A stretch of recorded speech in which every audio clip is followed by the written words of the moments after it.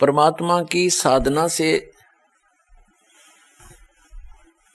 साधक को विशेष राहत मिलती है और इसीलिए परमात्मा की भक्ति की जाती है कि हमारे प्रारब्ध के अंदर यानी हमारी किस्मत के अंदर जो दुख हो उनका निवारण हो, क्योंकि पाप कर्मों के कारण कष्ट आते हैं और पुण्य कर्मों के कारण सुख प्राप्त होते हैं। जो हमारे जीवन में, जिसको हम प्रारब्ध कहते हैं, जो हमारे जीवन के अंदर दुख आते हैं वो पाप कर्मों के कारण आते हैं। जो हमारी किस्मत के अंदर पूर्व निर्धारित होते हैं और सुख जो हमें यहाँ सांसारिक सुख प्राप्त होते हैं वो भी हमारी किस्मत में, जिसको हम प्रारब्ध कहते हैं, वो पहले ही निर्धारित होते हैं, फिक्स्ड होते हैं। तो जो हमें सुख प्राप्त होते हैं हमारे पूर्व जन्म के पुण्यों से होते हैं और जो दुख प्राप्त होते हैं वो भी पूर्व जन्म के पापों से होते हैं। और परमात्मा की भक्ति इसीलिए करते हैं कि हमारे जीवन में आने वाले पाप कर्मों के कारण जो प्रारब्ध के कष्ट हैं, दुख हैं, वो टल जाएं। और यदि भक्ति करते करते भी वो संकट ज्यों के त्यों अटैक करते हैं, कैर ढा देते हैं, तो वह भक्ति गलत है, वो साधना ठीक नहीं है। क्योंकि परमात्मा के गुणों में लिखा है कि परमात्मा की सत भक्ति पूर्ण संत से लेने के बाद पाप कर्मों का नाश हो जाता है। और पाप कर्मों का नाश हो गया तो फिर दुख नहीं रहेंगे, क्योंकि दुख का मूल कारण पाप ही होता है। जैसे पैर में कांटे लगे हों और कांटा निकाल दिया जाए तो फिर दुख रहेगा ही नहीं।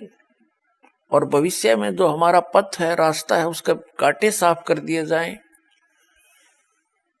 तो फिर भविष्य में उस मार्ग में कांटे नहीं लगते, तो आसानी से सफर तय हो जाता है।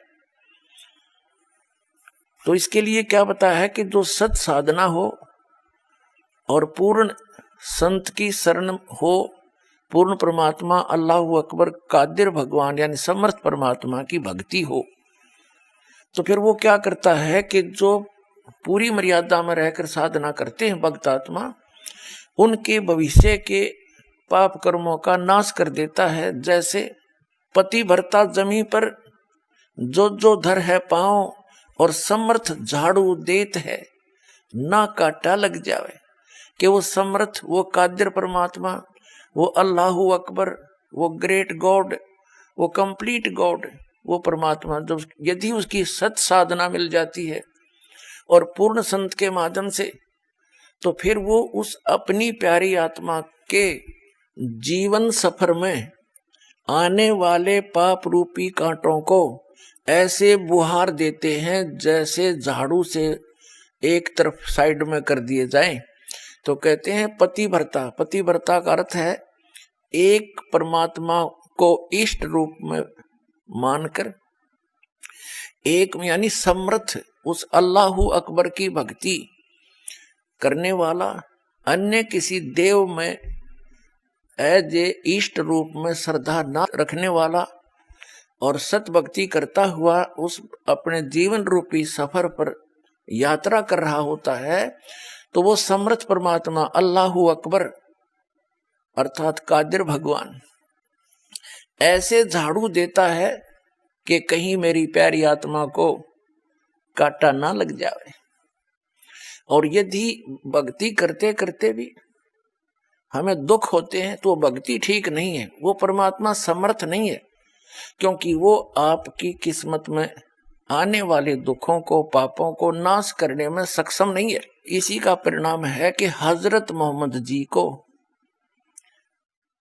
उस परमात्मा की भक्ति से कोई लाभ नहीं हुआ, क्योंकि उन्होंने कुरान शरीफ के ज्ञानदाता को अल्लाहु अकबर मान रखा था। लेकिन वो कुरान शरीफ का ज्ञानदाता सूरत फुरकानी चैप्टर 25 आयत नंबर 52 से 59 में स्पष्ट करता है कि वो अल्लाहु अकबर तो कोई और परमात्मा समर्थ उसी की भक्ति के लिए प्रेरणा करता है और कहता उसकी खबर मैं नहीं रखता। यानी कौन? कुरान शरीफ का ज्ञानदाता उस समर्थ परमात्मा अल्लाहु अकबर, उस बड़े भगवान की, उस ग्रेट गॉड की जानकारी नहीं रखता, ना उसकी भक्ति विधि से परिचित है। उसने तो सूरत फुरकानी 25 आयत नंबर 59 में स्पष्ट कर दिया है कि ये वही परमात्मा है अल्लाहु अकबर, जिसने 6 दिन में सृष्टि रची और 7वें दिन तख्त पर जा बैठा। उसकी खबर किसी बाखबर से पूछ लो, मुझे ज्ञान नहीं।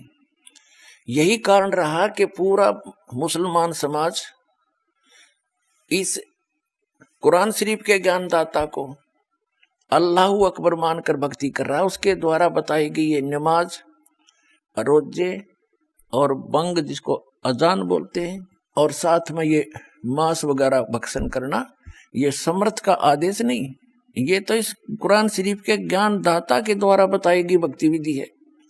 और ये समर्थ है नहीं, जिस कारण से हजरत मोहम्मद जी को कोई आध्यात्मिक लाभ प्राप्त नहीं हुआ। पुण्यात्माओं, हजरत मोहम्मद जी जैसा ईमान अन्य मुसलमान नहीं रख सकते, और हजरत मोहम्मद जैसे नम्रात्मा के ये मुसलमान नहीं हो सकते, और हजरत मोहम्मद जैसे भक्ति अन्य मुसलमान नहीं कर सकता। और ऐसी पुण्यात्मा को ऐसे कहर टूटे, उसका कारण यही था कि भक्ति ठीक नहीं है, ये कंप्लीट गॉड नहीं है, जिसको कंप्लीट गॉड मान के पूरा मुसलमान समाज भक्ति कर रहा है।